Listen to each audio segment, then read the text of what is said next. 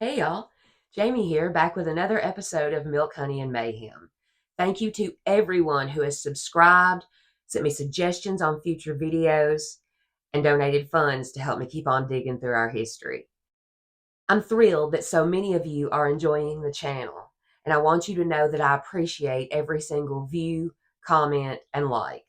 You guys are amazing. Thank you. So we're building up a fair amount of videos, and I like to keep things organized. So I'm going to move things into playlists so you'll be able to find the stuff that you're into a little bit easier. So let me go over that real quick. The milk, that's where you'll find stuff that feeds your soul. The festivals, the parades, the events, all the here and now, that's where you'll find those videos. The honey, that's where you're going to get those deep dives into history. It's often messy, but it lasts forever and it is always delicious. And then there's the mayhem. Giles County has an incredible amount of true crime, craziness, and outright chaos. That's where those videos will be. And today's video is definitely in the mayhem category. So many of you have asked me for this story, but I'm sending this one especially out today for my littlest fan, Waylon. Y'all know I want to pet that dog. Now, tackling small town true crime can be tricky because these people still have friends or family that are alive and living in the area, and I want to be as respectful as I can be. To everyone watching, this story is rough. It's terrifying, it's depressing, and it should have been prevented. And to anyone who knew and loved Red McCluskey, Jason Bowen, or their families, you might want to sit this one out. I'm only going to be telling the facts, but there might be some visuals that could traumatize you, and y'all have been through enough of that. For everybody brave enough to stick around, let's get into the Tennessee Chainsaw Massacre. Thomas McCluskey, who preferred to be called Red, was born in 1956.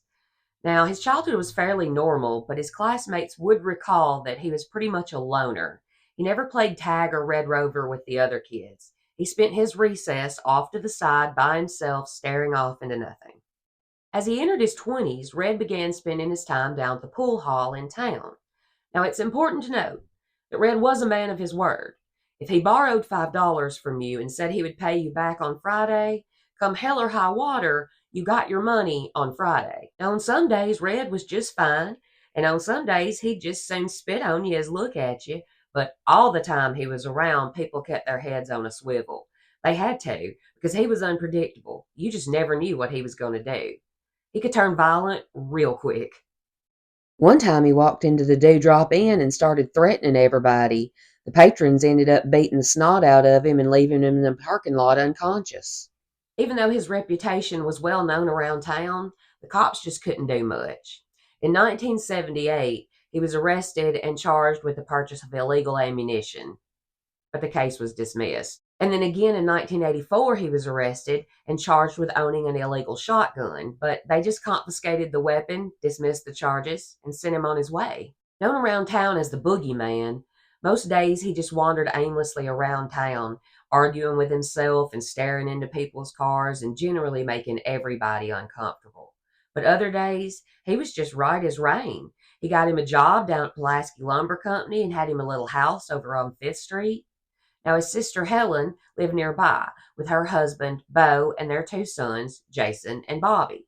One thing about Red, he loved them boys, and everybody in town knew it. But what the people of town didn't realize is that Red had been diagnosed as schizophrenic. And he was all right whenever he took his medication. But he hated that medication, and his sister had a hard time keeping him on it. Unmedicated schizophrenia is wild, y'all. The person sees, hears, and smells things that aren't there. They hear voices in their head, judging them, threatening them, or demanding that they do certain things that they don't want to. They suffer from delusions, like a certain television character is trying to send them secret messages through the show, or that a particular group or person is trying to actively harm them. They struggle to communicate, and they can isolate themselves away until they can no longer determine what's real and what's not. His family had watched his condition deteriorate over time, and they grew concerned one Sunday morning in March 1995 when nobody could get a hold of Red. Now, Jason was 20 years old at this time, working a good job down at the Gabriel, and had his own place over on Stadium Street. So Bo picked up his son, and they headed over to Red's house to see if they could get in touch with him. Bo went and knocked on the front door, and when he didn't get an answer, he sent Jason around to the back. Now, Red was in the house, smack dab in the middle of a psychotic episode, and when he looked up and saw Jason looking in at him through the back door, he flew into a rage. Without uttering a word, he picked up a chainsaw that was sitting nearby, revved it up, and went through the door. When Jason saw what was happening, he turned to run, but it was too late. His uncle done gashed him across the back from his shoulder to his hip. The adrenaline must have kicked in because Jason came flying around the house and took off down the street, bits of shirt and skin flailing behind him as he ran. Red chased after him, chainsaw going in high gear, and Jason's daddy right on his heels. He had almost caught up to him when he saw Red swing that chainsaw with all his might and take his boy's head clean off. Of course, he wasn't the only one to witness this nightmare. See, the First Baptist Church was just a street over, and with it being 10:30 on a Sunday morning, the parking lot was pretty full of people who all heard the commotion and came running over to see what was going on. So over 100 people, dressed in their Sunday best, witnessed a horror that day that God himself couldn't erase from their minds. Somehow Bo managed to find his way to a nearby house to call 911, while Red walked calm as anything back down the street, turned the chainsaw off, and put it back where it went. Then he walked back down the street and just stood there silently, staring at Jason's body until the cops showed up to take him into custody. I remember that day clearly. There was so much blood on the streets that they had to bring in a fire truck to hose it down. And on that day, the streets of Pulaski truly ran red with blood.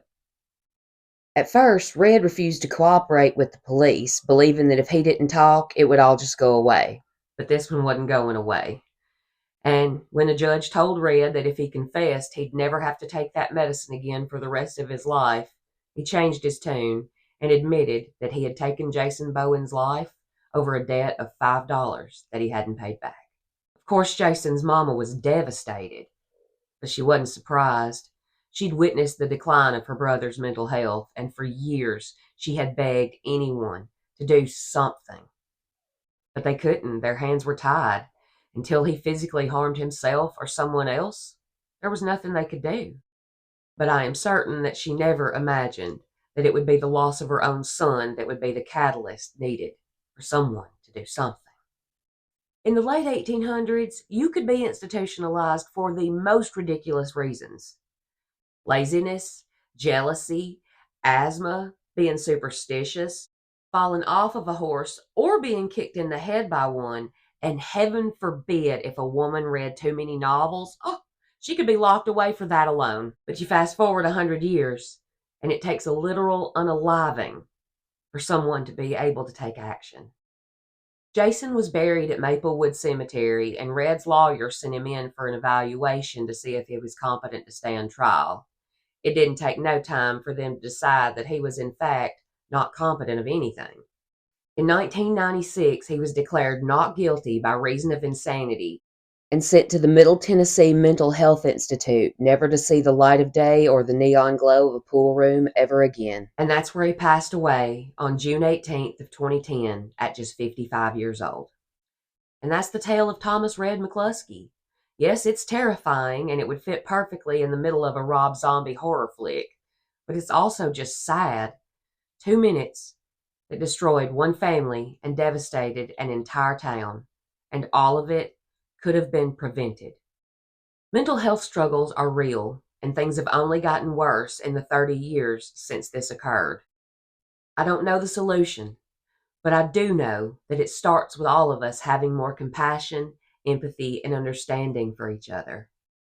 Please reach out for help if you or someone you know are struggling. I hope y'all have enjoyed today's video. I sure appreciate you watching.